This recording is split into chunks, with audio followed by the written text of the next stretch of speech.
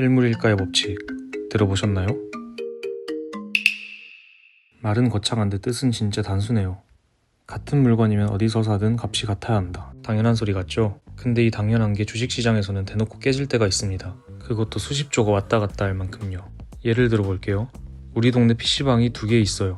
A PC방은 시간당 1,000원, 바로 옆 B PC방은 똑같은 사양인데 1,500원이에요. 사양도 같고 자리도 똑같아요.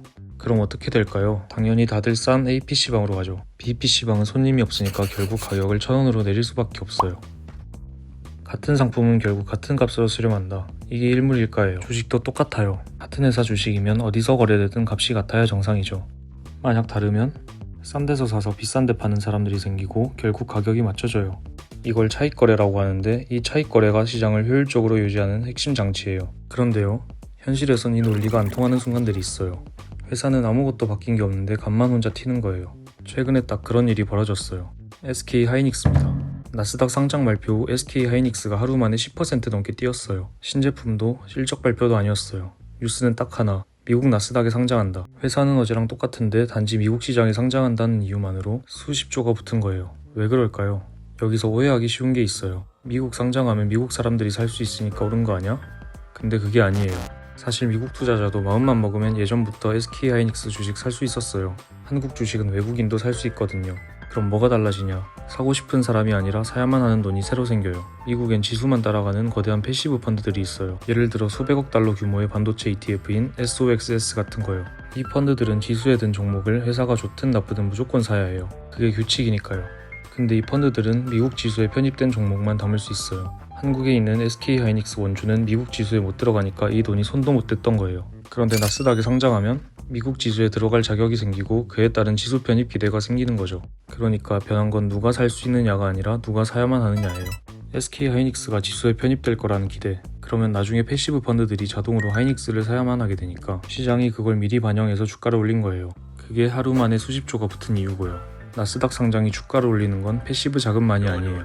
미국 투자자한테 자연스럽게 노출되면서 검증된 주식이라는 인식이 생기고 거래량이 늘면서 사고팔기도 쉬워져요. 근데 어느 경로든 결론은 같아요. 회사가 더 좋아진 게 아니라 그 주식을 둘러싼 환경이 바뀐 거예요. 패시브 강제 수요든 인지도 상승이든 유동성 증가든 전부 일물일가 원칙을 깨는 방식이고요. 근데 생각해보면 이상해요. 시장이 정말 효율적이라면 이런 저평가는 시장이 알아채는 순간 바로 사라져야 하거든요. 근데 이런 현상 SK 하이닉스에만 일어나는 게 아닙니다. 100년도도 전에 훨씬 더 황당한 버전이 있었어요. 같은 회사의 이익을 나눠 가진 두 주식인데 한쪽만 수십 년 동안 계속 비싸게 팔린 사건이죠.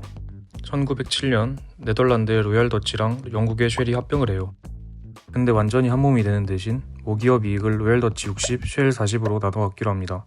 같은 회사 이익을 6대4로 청구하는 쌍둥이 주식이 된 거죠. 그럼 논리적으로 같은 이익을 6대4로 나눈 거니까 일물일가가 맞다면 두 회사의 시가총액 비율도 60대 40을 크게 벗어나지 않아야 정상이에요.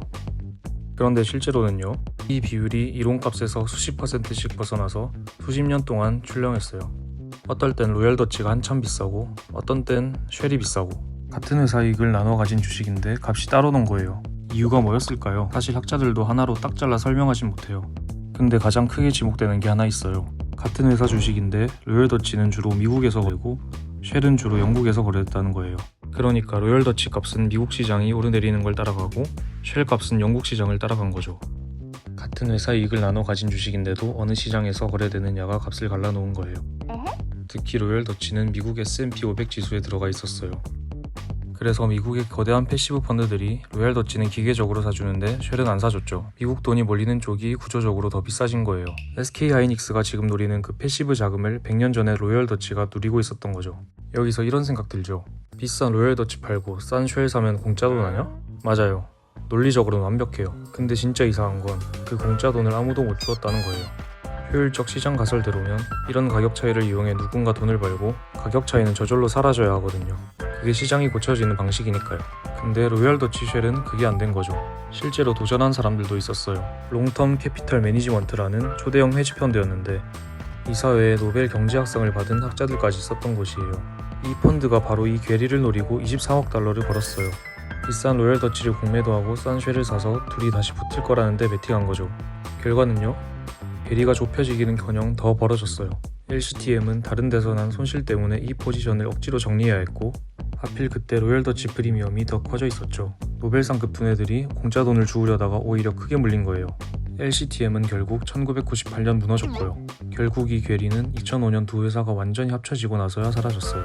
이론상 있을 수 없는 일이 거의 한 세기를 끌어온 거예요. 여기서 잠깐 냉정하게 정리하고 넘어갈게요. SK 하이닉스도 로열더치도 회사 자체가 좋아지거나 나빠져서 값이 움직이는 게 아니에요. 증권가도 인정해요. ADR 자체가 기업 가치를 올리는 건 아니다. 로열더치도 마찬가지예요. 회사가 돈 버는 능력은 그대로였어요. 변한 건 회사가 아니라 그 주식을 둘러싼 수요의 구조였던 거죠. 오늘 두 사례가 말하는 건 딱 하나예요. 같은 회사라도 누가 사주느냐에 따라 값이 달라진다. 지수만 보고 기계적으로 사는 돈이 한쪽으로 쏠리면 가격이 비틀려요. 회사가 좋아져서가 아니라 그냥 사야만 하는 돈이 몰려서요. 이게 왜 중요하냐면 가격은 모든 정보를 반영한다는 효율적 시장 이론의 분명한 균열이거든요. 근데 재미있는 게 시장이 완벽하게 효율적인 것도 말이 안 돼요. 다들 가격이 이미 다 맞다고 믿으면 아무도 정보를 찾을 이유가 없어지거든요. 즉 시장은 완전 효율도 완전 비효율도 아니고 그 사이 어딘가에서 계속 삐걱거리는 거예요. 로열더치도 지금 SK 하이닉스도 그 삐걱거림을 보여주는 순간이고요. 그래서 결론이 뭐냐? 딱 두 가지예요. 첫째, 지수 편입된다는 뉴스로 주가가 뜰 때 그게 회사가 좋아진 건지 아니면 그냥 수급 기대인지 구분하세요. 둘째, 그 기대가 이미 가격에 다 반영된 다음에 따라 들어가면 정작 편입이 현실이 될 땐 재료가 떨어져 있을 수 있어요. 그리고 하나만 더 기억하세요. 로열더치 쉘의 괴리는 사라지는데 거의 100년이 걸렸어요. SK 하이닉스도 지금 이 기대가 며칠, 몇 주 만에 깔끔하게 정리될 거라는 보장은 없어요. 시장이 틀린 걸 알아도 그게 맞춰지는데 걸리는 시간은 아무도 몰라요. 그러니까 조급해야 할 이유가 없다는 거죠. 같은 회사인데 어디서 누가 사느냐로 값이 갈린다. 100년 전 로열더치가 그랬고 지금 SK 하이닉스가 그 길을 걷고 있어요. 7월 10일 상장 이후 실제로 어떻게 되는지 저희 같이 지켜보죠.